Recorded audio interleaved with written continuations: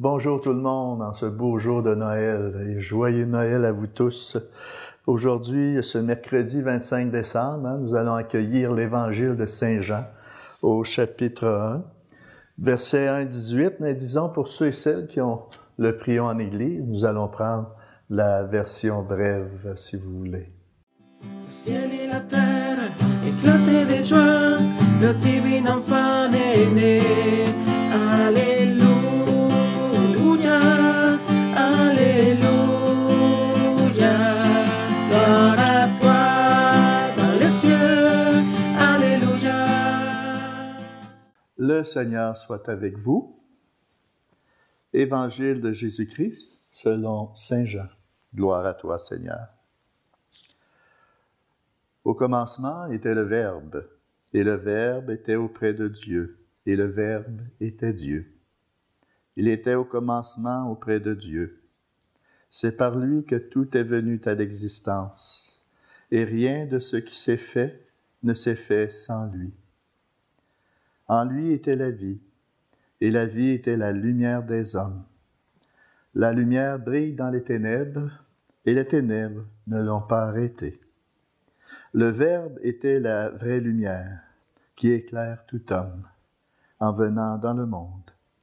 Il était dans le monde, et le monde était venu par lui à l'existence, mais le monde ne l'a pas reconnu. Il est venu chez lui, et les siens ne l'ont pas reçu. Mais à tous ceux qui l'ont reçu, il a donné de pouvoir devenir enfants de Dieu, eux qui croient en son nom. Ils ne sont pas nés du sang, ni d'une volonté charnelle, ni d'une volonté d'homme. Ils sont nés de Dieu. Et le Verbe s'est fait chair, il a habité parmi nous. Et nous avons vu sa gloire, la gloire qu'il tient de son Père, comme Fils unique, plein de grâce et de vérité. Acclamons la parole de Dieu. Louange à toi, Seigneur Jésus.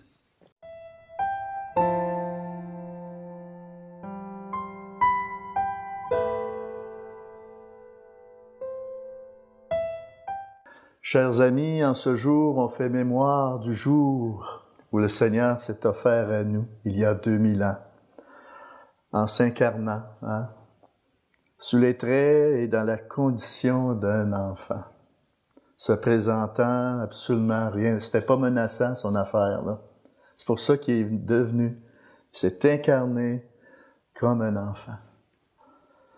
Il a pris chair dans un corps d'enfant.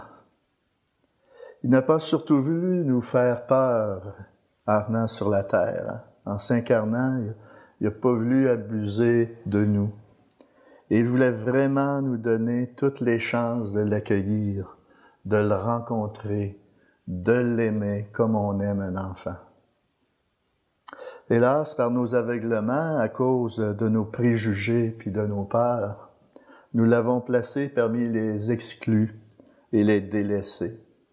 En Jésus de Bethléem, de Nazareth, Dieu a fait chez nous l'expérience d'être refusé, rejeté. Une expérience pénible et difficile qui perdure encore aujourd'hui. Il est venu chez les siens et les siens ne l'ont pas reçu. Lui, par qui le monde s'était fait, le monde ne l'a pas reconnu. Pourtant, le Verbe s'est fait chair. Il a habité parmi nous. C'est ça qu'on fête aujourd'hui, l'incarnation du Christ. Et nous avons vu sa gloire, la gloire qu'il tient de son Père comme Fils unique. Jean le Baptiste a annoncé la venue du Messie. Certains y ont cru, d'autres non.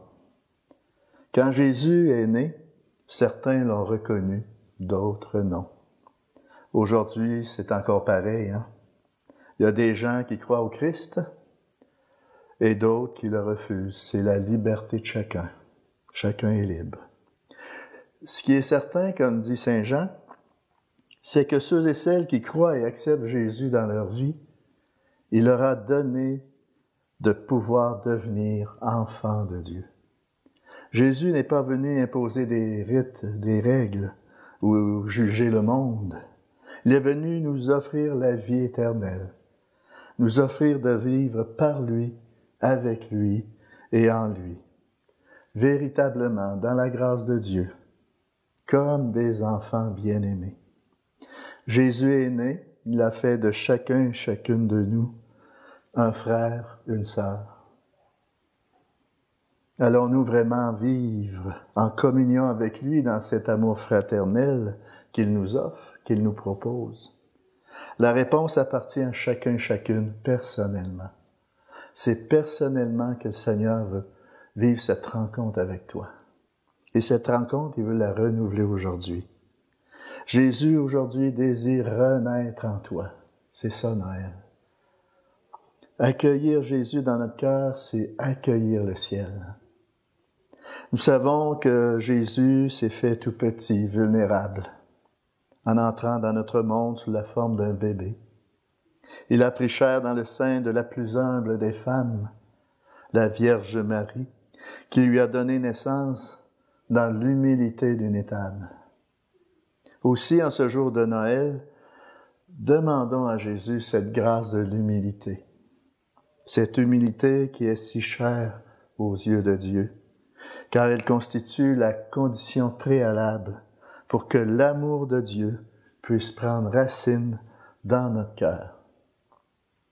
Je termine avec ceci.